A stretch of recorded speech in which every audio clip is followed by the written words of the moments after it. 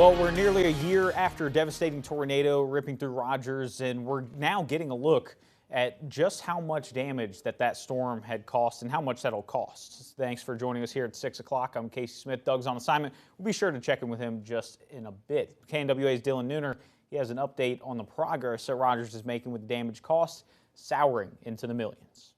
One of the things that really stuck out to me was the amount of community like neighbors helping neighbors. Less than a year removed from a devastating tornado that ravaged the city of Rogers, the finish line is nearly in sight. Rogers Public Relations Manager Peter Massanas urges the community to continue to trust the process. I appreciate all the residents just continuing to push forward, and we ask for continued patience for our city facilities as we're getting on, I wouldn't say the home stretch, but we're at least getting to the point where people are going to see substantial repairs being made on some of these city facilities. With an estimated $45 million in damage, Rogers has had to rely on federal aid for most repairs. Dealing with FEMA, you want to make sure that you're doing everything that's required.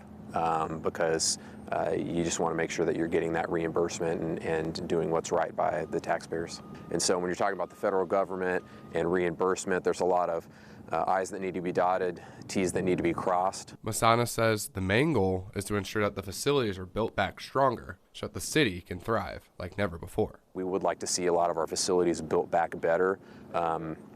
Some of that going on over at the library with the roof over there.